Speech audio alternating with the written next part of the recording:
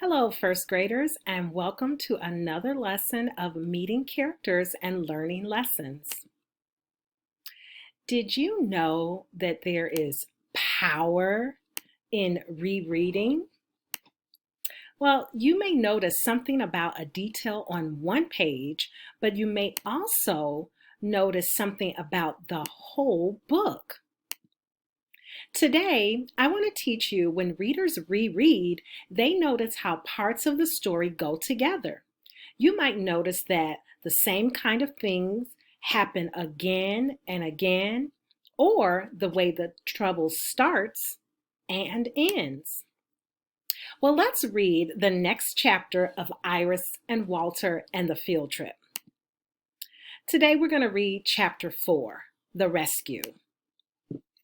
Chapter 4, The Rescue. "Don't worry," said Miss Cherry. "I will find Walter. Now I want everyone to stay with Jenny's mother." "Please let me come with you," said Iris. Miss Cherry looked at Iris's worried face. "Come on, Iris. You and I shall find Walter," said Miss Cherry. They walked past the starfish. They did not see Walter. They walked by the seahorses, but Walter was not there. Iris thought about Walter, lost and alone. "Poor Walter, he must be really scared," she said. "We will find him," said Miss Cherry. But there were so many people. How would they ever find Walter in the big crowd? Suddenly, Iris saw him. "There he is! There's Walter!" she cried. Walter was still standing in front of the coral reef, watching the fish swim around and around. "Walter, we've been looking for you everywhere," said Iris. "Huh?" said Walter. "I was so worried," said Iris. "Why?" asked Walter. "Because you were lost," said Iris. "I was?" he asked. Iris and Miss Cherry gave Walter a big hug. "I'm very happy to see you, Walter," said Miss Cherry. "And now I think it's a good time to have our picnic, don't you?" Outside, the sun was shining. Iris and Walter played tag with their friends.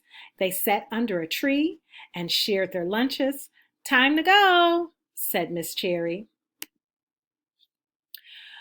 When the bus pulled up in front of the school, Grandpa was waiting. "How was the field trip?" he asked. "It was fabulous," said Walter.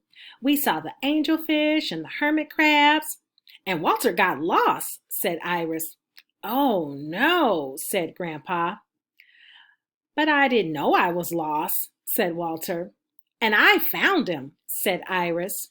Then Iris and Walter told Grandpa the whole story all the way home. Now, can you think back to when the trouble got started in the story? Let's think back to chapter 3. I believe this is where the trouble got started, when Iris turned around and realized that this boy was not Walter. Even though they had on the same shirt, she realized that this was not Walter and he was in fact lost.